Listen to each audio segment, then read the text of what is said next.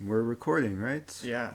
Okay, we're back for a final time. Yeah, one last one. The tournament is over. It ended well for one of us. Congratulations. You have your medal. Thanks, guys. I'm going to change this to round 9 real quick. Nice. I, spoiler alert, did well in my last game. And you're not even showing off your double trophy. We have That's to get true. the trophies in the shots. Yeah. We should show everything. Look at these trophies. Okay, so, yeah, things went really well. I won the round 9 game that we discussed, I think, at the end of round 8's video. And that... Wait.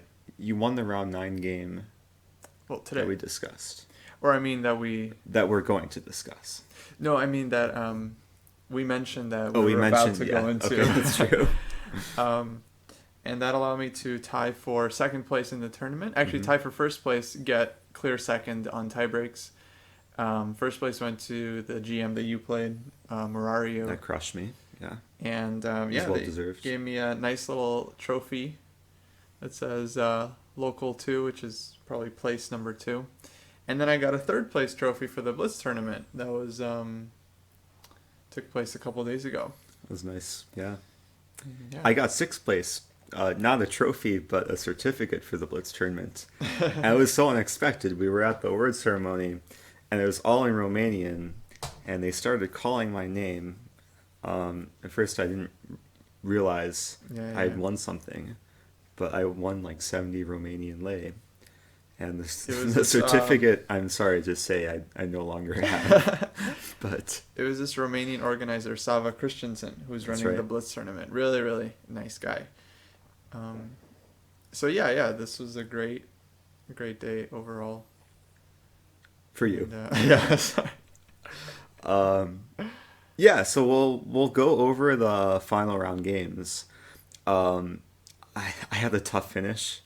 I started out 4.5 out of 5. I was tied for first, and I just ran out of steam. And I think people will see that in this game. I just ran out of fighting spirit. Yeah. But I had a good opening again. Like all my games, good openings, and then just couldn't finish off certain positions. This game especially, the position was so good. So let's get to it, and we'll get through this, and then we can see your amazing finish. I went into the round. Like, I walked in the tournament hall thinking I was going to play the London. I saw my opponent. He looked kind of quiet and somewhat suspicious. I thought maybe he prepared for London, so I played c4. Surprise.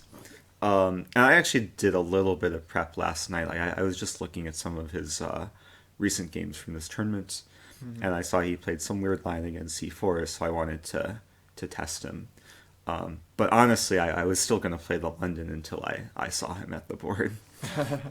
So he played e5, knight c3. Then he played a really rare move here, which I've never encountered before, but I was actually expecting this move c5, which looks like a positional travesty, given that he's weakening d5 for nothing. But he had another game in the tournament where he played like knight c6, g6, bishop g7. It's one of these like reverse Botvinnik type setups. But I usually like to do this when I see my opponent is playing something maybe offbeat or dubious. I like to try and either refute it or punish it, or at least get something fresh and playable. So that's what I attempted to do in this game. I play e3. Actually, no, the move order is wrong. I entered this game incorrectly. I played knight f3 first, but it transposes. I played knight f3, knight c6, and then e3. So we got to this position. Now the best move for black is to play knight f6. Yeah. And then potentially go into like a reverse Taimanov or reverse Sicilian Khan. But I would be happy there because I play Taimanov as black. Right. Be up a tempo. Tempo. I would have played a3 here. a3, nice. Inviting d5. Yeah, absolutely. And if he doesn't play d5, I might play knight d5 at some point. With ideas of like b4 potential. But he played d6. And it was a sign that he's being stubborn, like he wants to still achieve the setup with g6 and bishop g7. But now I can play the immediate d4. It's one of the points of this early e3. And I looked this up just a few minutes ago in the database, and white scores very highly, Oh, like well over 60%. I forget which database I was using, either the Lichess or like the Masters database. But I think Black is already having some issues here, just with the pawn tension, d5 potential. yeah. He played bishop g4. I played d5, forced the knight away. I want to show one line. Yeah, he played knight b8. I wanted to show just a funny possibility. Like, let's imagine knight e7. Sure. I had a cute trick. I was going to play h3. Let's say bishop h5. And then queen a4 check. And the trick is after queen d7, pretty sure this is... The next move should just be crushing white to move. Well, maybe it's not crushing, but it's still probably the strongest move. Knight b5? Yeah, knight b5. There's a double threat of knight c7 and knight take d6. And I think the only way for him to defend is king d8. King d8, but then you made him move his king, so... Exactly, yeah, so it should be good for white. Queen So I was d8, secretly yeah. hoping for something like this. I think Kairov Joshi did some lecture on some idea like this for Chess University. Remember like watching one of his videos, and it's the same, like queen a4, knight b5 idea, targeting d6 and c7. Oh, nice. Anyway, I thought it was a cute idea. Maybe that's one reason he played knight b8, keeping the d6 pawn defended by the bishop. I play h3. He takes, which made me happy, because now I have the option of taking with the g pawn, which I do, and I really like the structure. Like, I have the two bishops, I have open g file, I have potential on kind of all areas of the board. That's weird. I would have taken with the queen here. Oh, really? Well, it just looks like a king's Indian now once you play e4, and you just gave up the light squared bishop. I guess that's true. I guess I don't have too much experience with King's Indian structures. Yeah, it's like... I was thinking my queen wants to still go to a4 at some point. Try and create some annoyances. Like, I was imagining here that if he ever tries, like, g6, bishop g7, right, then if d6 is left undefended, I have this queen a4, knight b5 idea. I was also imagining like pushing my h-pawn to h5. No, I mean, I feel like white is also better here as well. So I also wanted to get my bishop to h3. Right. And I achieved a lot of these ideas in the game. He played f5, h4, bishop e7. I mean, this has to be nice for whites. Absolutely. Yeah, knight h6. Yeah. No, I'm not sure if I made the right decision. I played e4 immediately, which does allow f4. There is some idea I wanted to do earlier. Maybe it's a bit too extravagant, but I wanted to play f4. Just to show this, that if he takes, it was some kind of positional pawn sacrifice to bring the knight to e2. Idea. Is this a Karpov idea? Like the famous game against Kasparov, the endgame knight versus bishop. I wish I knew what you're talking about, but I don't. It was very similar. It was like black just plays like g takes h4, taking a pawn. And instead of recapturing with the g pawn, he just plays like knight g2. Oh, wow. Asking black to take, he takes with the king, and then his king is like able to sneak in. Interesting. And it's like, yeah, like positional pawn sacrifice like this. Yeah. Well, yeah, in this case, it's all about getting the knight to e6. Nice. With the idea that if he takes, I could probably just take back with bishop. I'm down a pawn, but it's very hard to stop this knight maneuver. Yeah, this looks really nice for white. So I didn't play this because I thought it looked weird. I also thought maybe he can just play e4. And maybe this was a better shot. Maybe I can like e4, f3. Yeah, I think you should be good. And I just didn't want to sack a pawn. Like, what I played in the game just seems simpler. Bishop h3, knight h6, e4. And it does allow him to close the center. But I get in queen a4 check. And now he can't really play knight d7. He played king f8. If he plays knight d7, he's completely tied down. Yeah. Um, I'm sure there's some. Oh, maybe I just go for paralysis here, like play h5 and bishop e6, and black is just kind of stuck. Yeah, yeah. A3, B4. So he played king f8. I played h5. And the weird thing about this game, like I know I'm better here, like clearly, like black is pretty restricted, but I don't know where I had an opportunity to like be like clearly better, or like winning better. Because I knew I was always slightly better, but he just seemed to keep surviving. So maybe you should be on the lookout for other things I could have done. He played g5. I take. He takes. I played king e2. I mean, this is the most natural idea to play bishop d2. It looks great for white. I mean, I feel like you have right. big advantage. Knight f7. Bishop d2. And then he played king g7, which I think is a good move. Making sure his rook on h8 is supported, the g-pawn supported, so if I ever try and pressure along the g-file, g6 is defended, and he has knight g5 in many cases too. So I played bishop e6. Maybe this was an inaccuracy because he played knight g5 with tempo later. But knight g5 is coming anyway, so not entirely sure. Anyway, I'll show what happened. Bishop e6, take, knight g5, bishop g4. I'm still happy. Right. Like, I have the h-file, black is slow to develop on the queen side. The only square for the knight on b8 is to go to a6. And then I just wanted to break through with b4. I play a3. A3, Knight c7. And then I realized, maybe I should just play b4 here. I didn't play b4. I realized some other idea in the position to bring my queen to the h-file. And maybe this is a problem. Maybe I should just play b4. Yeah, b4 looks... But I wasn't sure, like b6. Right. And he just kind of holds on. This is actually very similar to the structure I had in my game as well, with e5, c5. I feel like, I mean, if you just play queen c6, like, how does black move? That's true. c6 square is nice.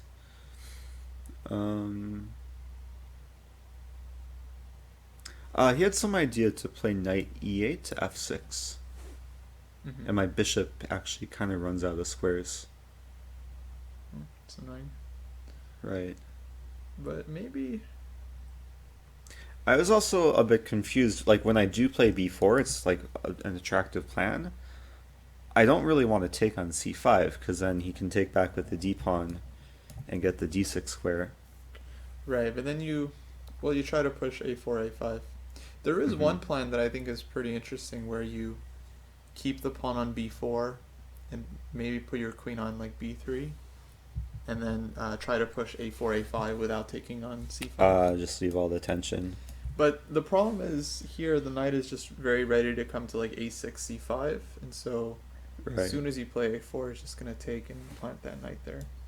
But even that actually might be playable. Like, you still have this a4, a5 break. Well, the problem is, like, if I ever play a4, he could possibly play a5 and just close things down.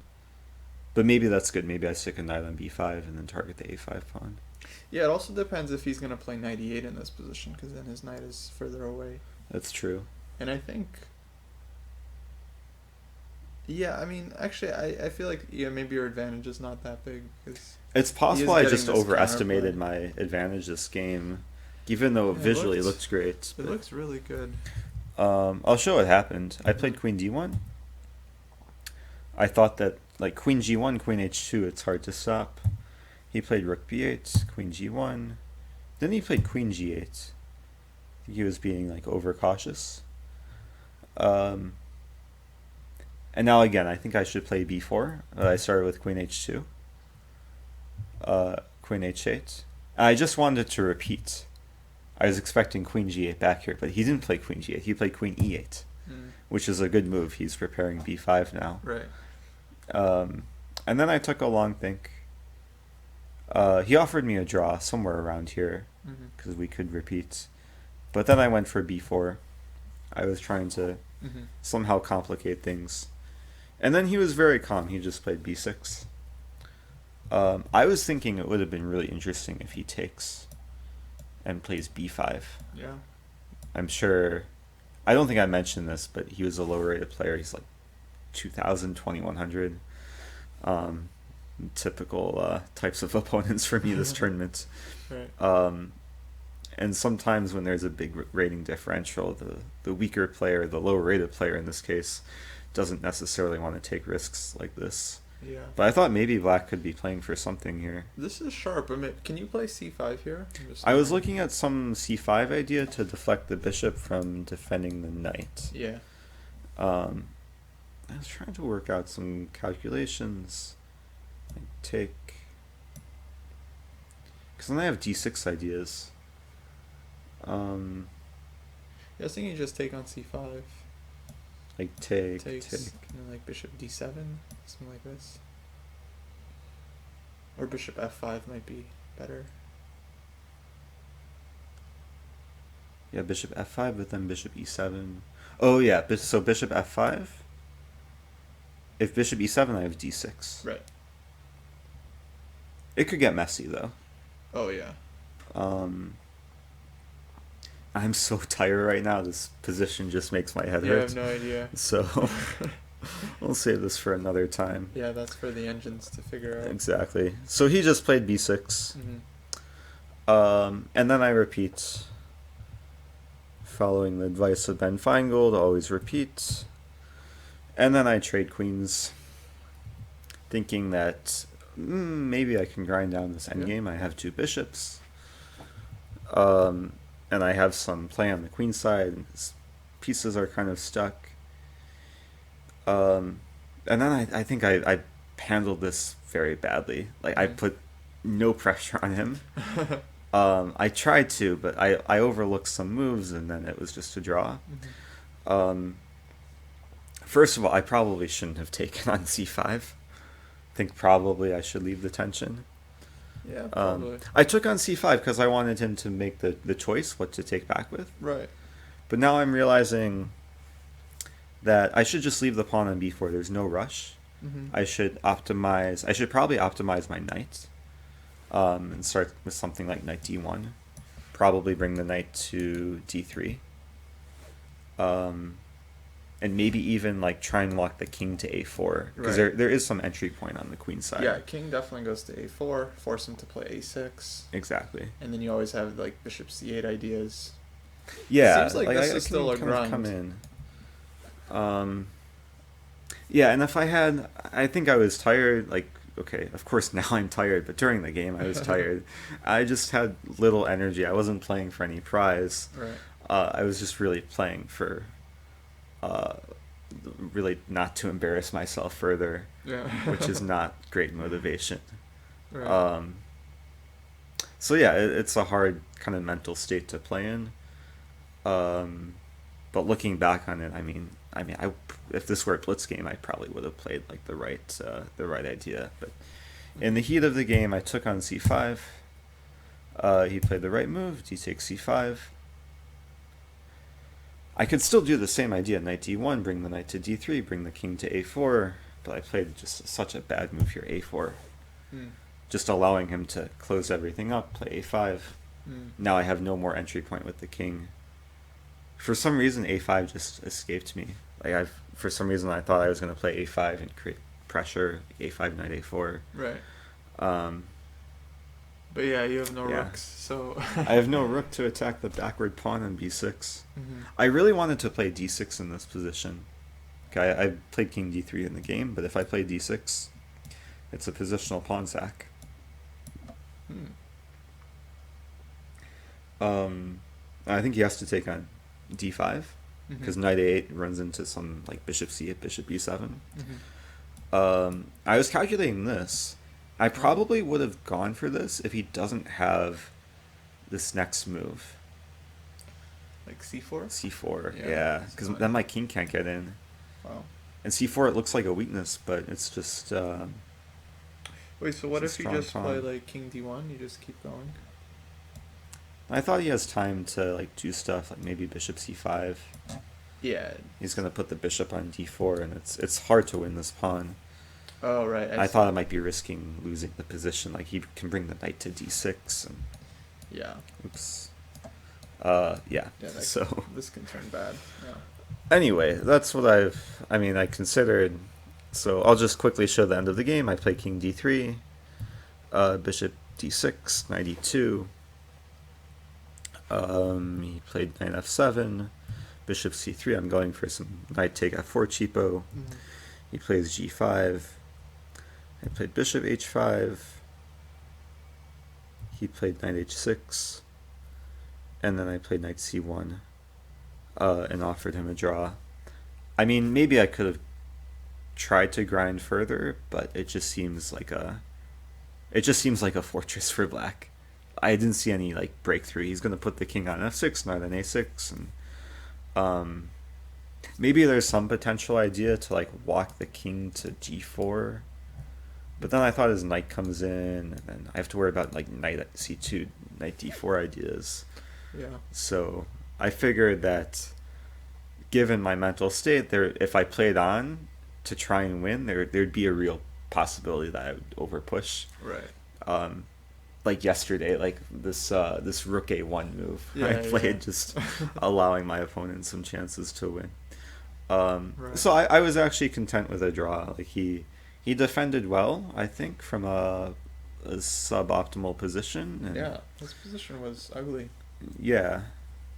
But again, like with all my games so far, I'm gonna have to go back, check, and see what the engine recommends, what exactly my mistakes were, because I feel like my mistakes over this tournament were, in some ways related, Mm-hmm. in terms of getting some maybe not huge advantage, but clear edge, and not being able to maximize it, which is tough. And especially being the stronger player or the higher rated player in most of these games, opponents are always happy with a draw. Yeah. So it's sometimes hard to play for a win. Right. You have to keep generating ideas and try to Exactly. break through. Yeah. Anyway, maybe I can learn from your play. Well, my technique was not great. I mean, this game was 112 moves. Ooh. Yeah, this was a I didn't long realize game. it was this long. Yeah, actually, I think it was the last game to finish in the tournament.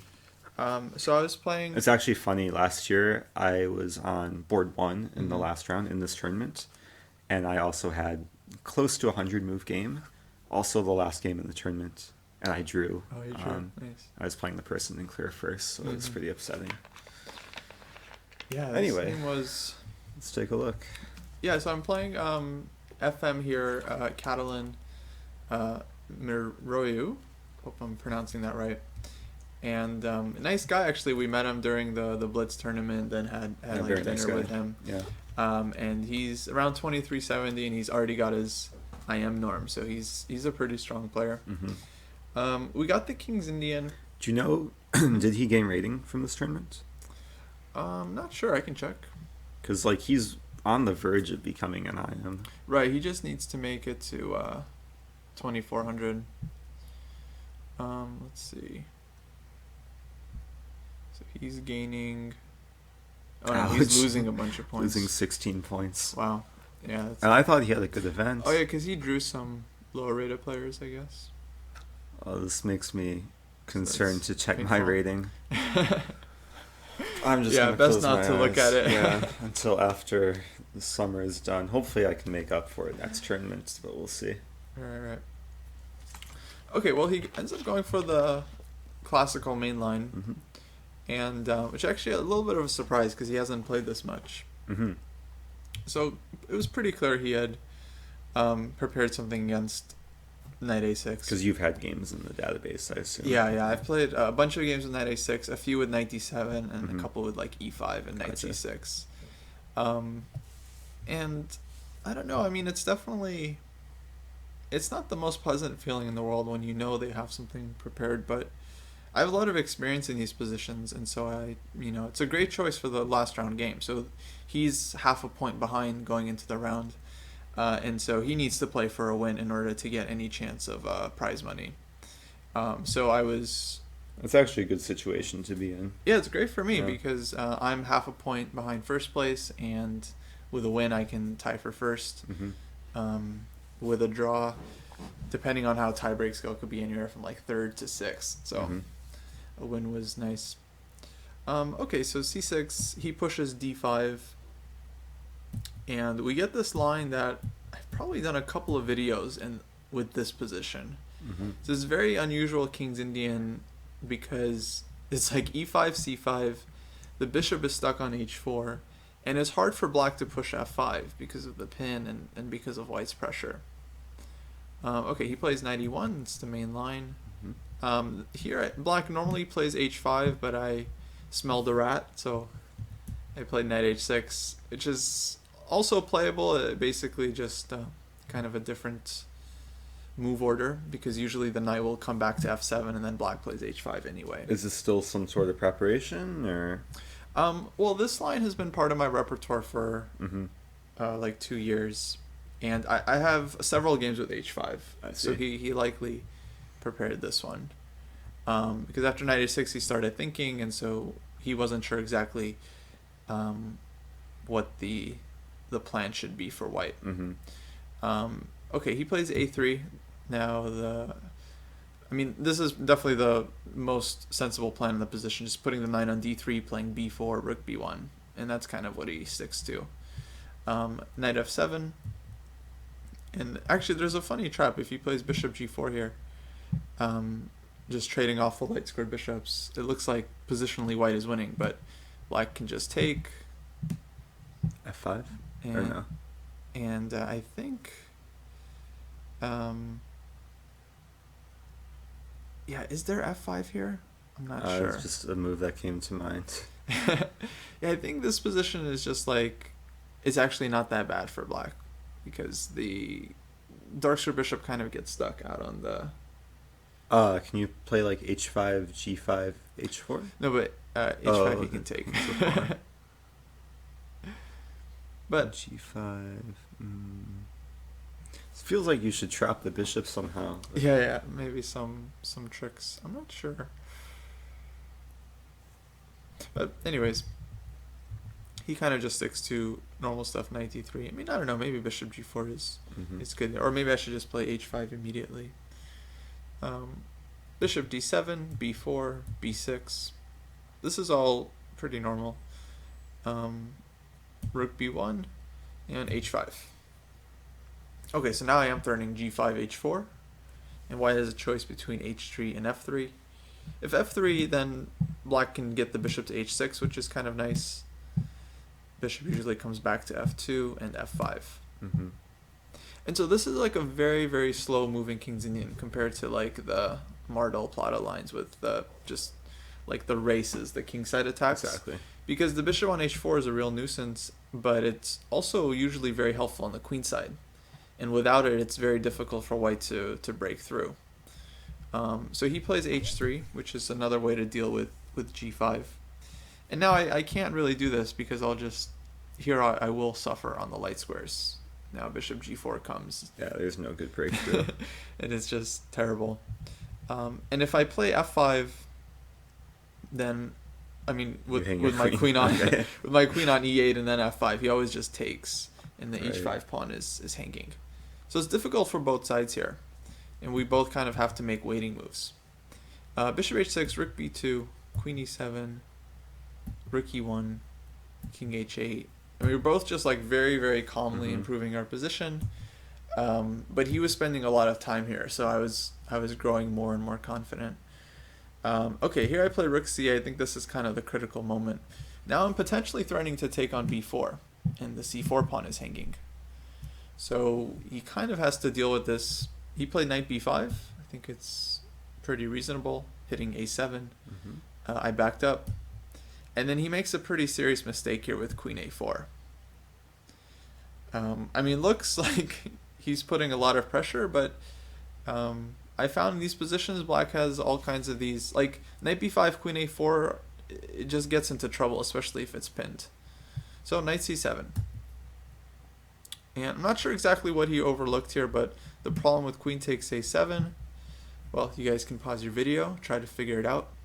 I think it's a pretty thematic little combo. I'm so sleepy right now. I'm trying not to cheat too. All right. Trying to hide the notation. Oh, but it's not in there. Oh, it's not. Okay. Oh, Yeah, that's yeah. true. Can't even cheat. It's thematic. Oh, knight take d5. Wait. Oh, we can take on b5 and then take on d5. Yeah, we definitely Right? take on b5 Okay. to hang his queen, or unprotect it. I guess we have rook a8 too, and then somehow knight d8 in the end. Yeah, Uh, and the queen gets trapped, okay. which is very nice. I had one game that was very similar, except the difference was it was a line like this, Mm-hmm. but his queen wasn't trapped. He had a square, Mm. and we like both overlooked it. And had It's he like found it, mutual it would have been blindness. it would have been Wow. like +4, because I'd given up material. But this one is working. Yeah, so you Uh-huh. can't take the pawn, and I'm turning a6 now. Exactly. So he took on c5. He has to. I took on b5, dc5, and then I get the structure Wait, that can you you? were talking about. Did you have a6 or no? I did actually, but it looked so unclear to me during the game. If he Takes on b6. takes here, takes and like queen a7 or something. Mm-hmm. I was trying to make this work, but he's in big time trouble at this point, and I just Gotcha. did It looks not weird. want to. Yeah, Yeah, you want to keep things under control. and yeah, initiative was on his side, so I was very happy with the position that we got. I was very much looking forward to playing this. I saw this is around when my game finished, and I saw like your knight coming to d6, and it's just so pleasant. Yeah, Pass optically pawn.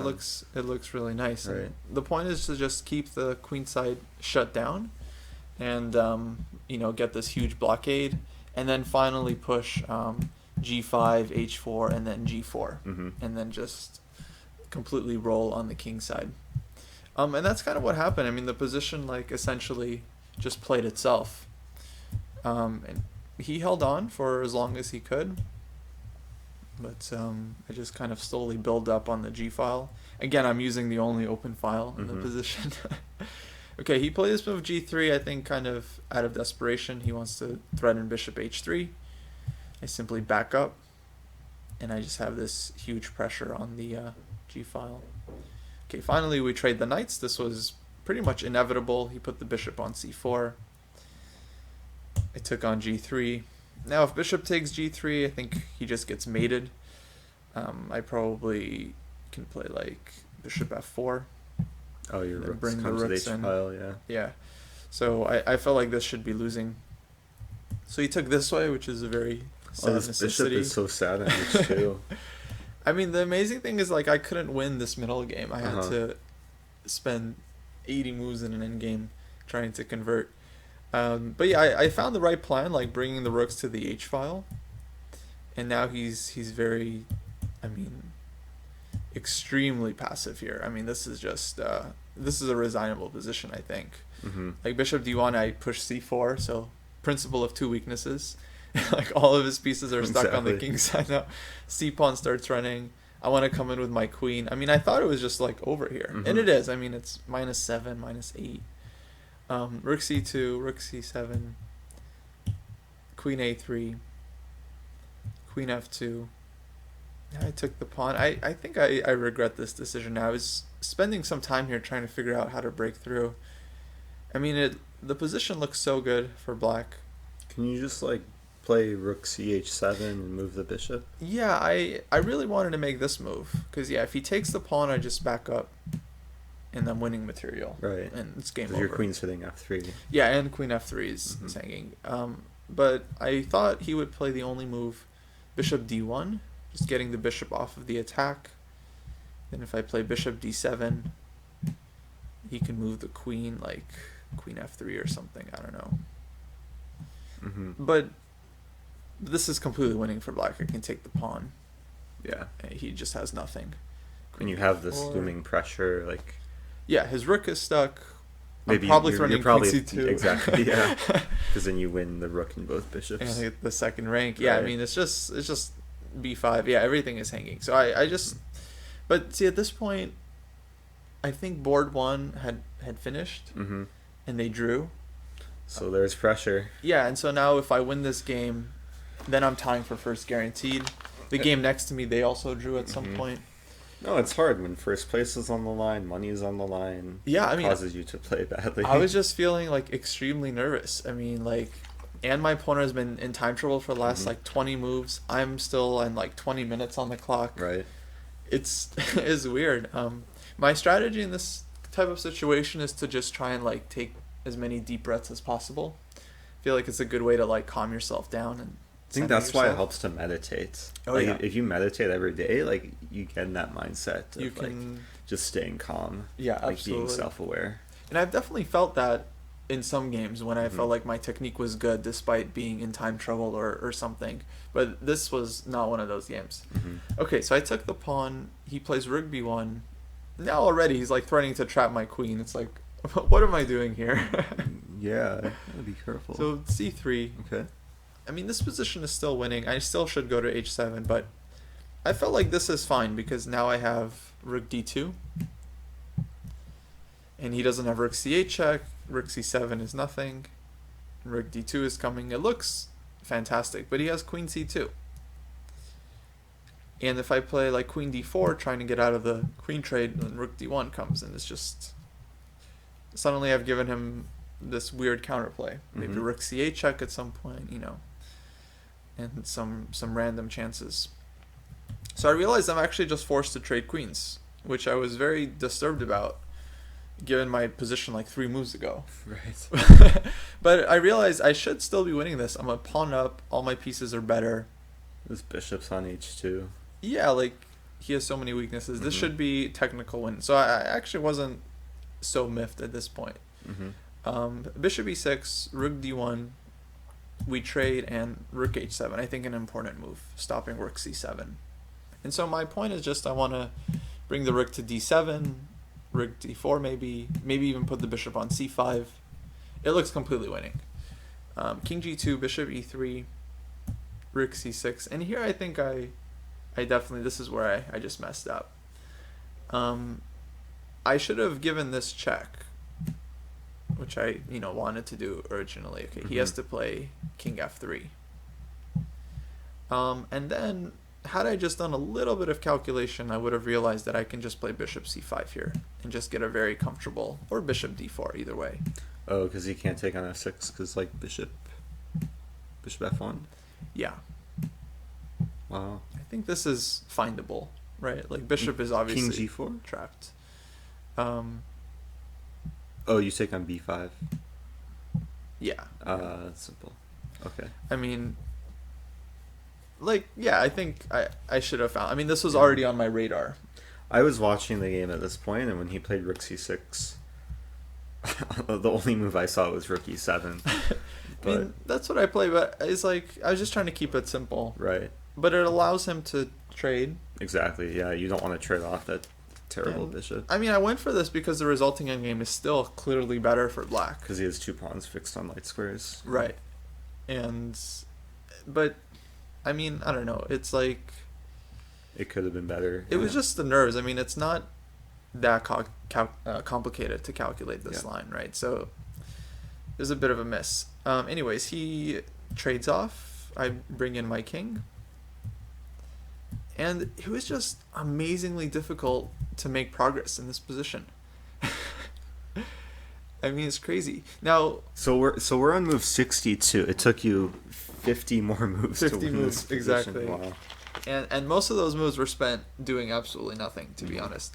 I mean, it looks great for black because any trade, if we trade rooks, it's game over. I Yeah. put my king on c5, bishop c4, no counterplay. If we trade bishops, it's also really bad for him because his b5 pawn is this weakness.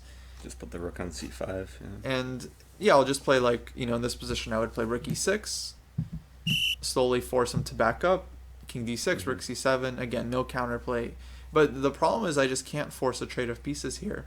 And his rook is so active, it's always starting to go to a1 and hit the a7 pawn. Mm-hmm. So I futzed around a lot. And sometimes that's what you got to do with increment, like play quickly to build up enough time to find some idea, or just play practically. Like Yeah. wait for your opponent to And at this give you point, some opportunity. I had caught up to him. So we were Mhm. both just like at, I mean, maybe 3 or 4 minutes, but Gotcha. making every move about 30 seconds. But yeah, I was trying to make at least relatively simple moves to Mhm. gain some time, but I still couldn't figure out like how to improve. And then I got my rook on a8, which I just didn't know how else to how else to play the position. Now I wish I had just kept my rook on the 7th rank and kept moving. But Mhm. anyways, we keep maneuvering. Okay, he puts his rook on a1. Now I start moving my bishop around. Wait, when he played rook d1 check, could you play king c5? Or is that he just keeps checking you? Yeah, I think the problem is I was thinking like king b4, once I go too far, he'll play rook f1. and then you want to win the pawn, like bishop d7. Oh yeah, this is But definitely. then he can keep checking you, like Right. rook b1, and you have to go back to d6. Yeah. That's annoying. It's hard to do anything here. Yeah, I think objectively this position is probably Same holding. line after rook f1. Instead of bishop d7, bishop c4, But then check, right? and bishop b3, bishop d1. Yeah. Okay. It's not Wanted to play like a5, and even a5 doesn't work. Okay. That'd be good. Yeah, it's annoying. Yeah, I mean the bishop on e2 is just very solid. Right. But okay, I keep trying. And it's hard when you're the one who needs to prove something, and all white has to do is wait. Right. Yeah, and he just piles on this a pawn, right? So I have Mhm. some ideas. I can bring my king to b7, for example, but then Mhm. I always have to watch out for bishop c4, bishop d5. I realize I have one idea where if I can attack the g pawn with tempo and then play rook g7, Mhm. then I can get back to the 7th rank. Right. And so I start vacating the 7th rank to try and Nice. make this happen. Okay, so a lot of maneuvers, and he thinks I'm just doing nothing, just like circling Right. the bishop, but I've already kind of come up with the idea. Then here I play bishop b3, I stop rook d1 check, Mhm. and then I pull back thinking like, okay, now he's just going to repeat. Probably he should give like rook d3 check and then Right. force your me to king block back the to 7th e7, rank. Right. and then go. And then I have to just keep looking for something. Mhm. But he played rook a1. I got rook g8. Now he can definitely take, but okay, at least the position has changed, and I can, I don't know, put my rook on b3. Mhm. Maybe king c5. Looks nice. Yeah, I'm making progress. So he plays king f2. I get rook g7, and Good job. and then I think actually this was the real mistake, rook c1. I don't understand why he didn't give this check. Maybe he was worried that I just come in and this time I'm gonna stay because I can just go to like b2 and he can't. It's interesting, like going all the way. Yeah, because he can't attack anything. Mhm. Maybe he was worried about this because after rook c1 I get the move I really want to get, which is rook c7. Mhm. Because now I'm holding everything and I'm ready to just come in at any time. Rook c5. Yeah. So yeah, I made like a bunch of these maneuvers. Okay, so now I got a lot of confidence, but the problem is we're encroaching on the 50 move rule. When was the last pawn move? So the last capture was about 30 moves ago back here. And there've been no pawn moves since. No pawn moves. So taking on g1. Wow. So that's move 57. Oh, so you still have 58. until. So I have like 20 108, moves, yeah. or 23, yeah. But it's going to take me a lot of time to win to the capture b5 pawn. anything, right? And for some reason I decided on this plan to go put my king on g5. Mhm. I thought it made sense. I'm just like, I'm always ready to push f5, and I'm potentially threatening king g4. Mhm. But he gets his rook to h8, and now he can be very annoying from behind. Actually, I can't play king g4, just rook g8. But this gives me a chance to improve my rook again. And I put it on a3. Mhm. So now I'm active and defending. Nice. But now this is move 92, so I have like 15 moves left. It's true. Yeah, your pawns can't really advance. So. And okay, I realized okay if nothing else, at some point I should be able to play f5, and also I do have this new plan of putting my rook on a5, and then just like weaseling my way back, and then trying to get the bishop to e8, or like here bringing the king to e7, bishop d7, rook a5. Got to do that before 108. Yeah, right. Like, it's gonna be cutting it close. Fortunately for me, he actually ends up blundering.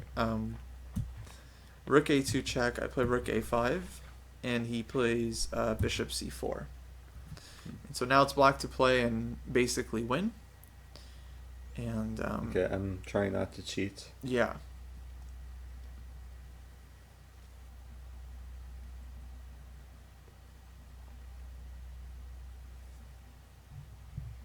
And win. Yeah. It's a strong word. This is it. Wait, is e4 just... Okay, rook a3 is a candidate move. Ah, rook a3, bishop d3, f5. This bishop's pinned. And so, Ouch. yeah, basically, I kind of like triangulated my rook by accident, to be honest. Like, because here he's not pinned, so I don't have f5. Because you want his king on e3. Right, so I played rook a2 check, and then if I played rook a3, he would see the threat and just play king d2. Right. But I haven't even noticed f5 yet. Uh-huh. Or at least that would be so strong. So I played rook a5 just to go after the pawn. He plays bishop c4. Accidental triangulation. That's great. Yeah. Okay, that will be the title, yeah. And now check, he can't defend both pawns. So bishop d3, f5. Now the point is if he takes... Okay, now rook d3 would be just a colossal blunder.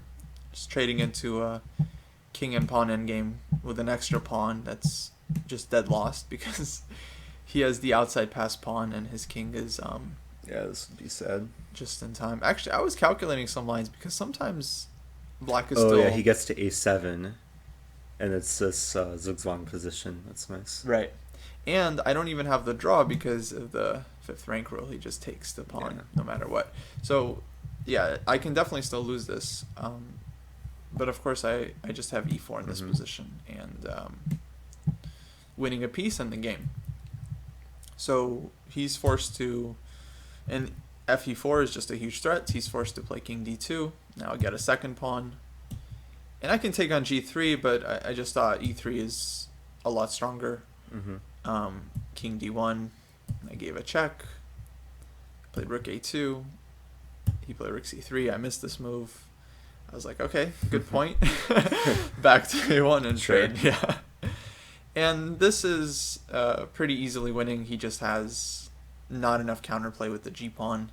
E3 pawn's too strong. It's very hard to attack it. b5 is constant weakness. So, yeah. I mean, I think this is winning any number of ways. Now, again, I do have to be careful I don't trade into a bad endgame. But this could still be lost. But this one is actually... This one is good. Oh, because really? I can come from behind. Ah. And so I'll just get the b5 pawn as soon as he gets the a7 pawn. Interesting. And I think I calculated something like this during the game, but I just thought, like, why? Didn't want to... Yeah. Not like this. Too many games have gone wrong. Right. So I'm like, I'm winning this just straightforward. So I improve the king, give the check, and then I like the alignment on the file. Yeah, it's very, very odd. But now I come into f3, forcing the trade when my king is just a lot more active. Nice. And g4, I can already play bishop f3 here. I just played here, bishop f3, and he resigned because we trade, and my pawn is a lot closer. So yeah, 112 moves. That's a lot of moves. That was it. Yeah, no, last year it was a similar game. I was like up a pawn trying to win, but I just didn't win. It was so painful. I mean, it was... But I know the feeling, like when you grind so hard, then you win. It's like, it's so satisfying. Oh, it was incredible. I mean, especially because, in the middle of the game, after I had kind of let him completely off the hook, maybe like this position, or my rook on a8. Yeah, you had to win this game a few times. Yeah, definitely. I mean, at this point, I was just like, just so upset with myself for allowing him to reach this. But one thing I kind of learned how to do, I feel like in the last year or so, is just like forget the past and just keep fighting. That's what I need to do right now. Yeah. Just like accept that I made a series of colossal mistakes and Yep. just like, well, this is the position we have. Let's keep trying to win. And yeah, that was good to tie for first place, second place on tie breaks, and end the FISCA Open. Yeah, good finish. I want to thank everyone for watching these videos. I've been getting a lot of comments, more comments than I can keep up with. Right. I'll try and reply to people.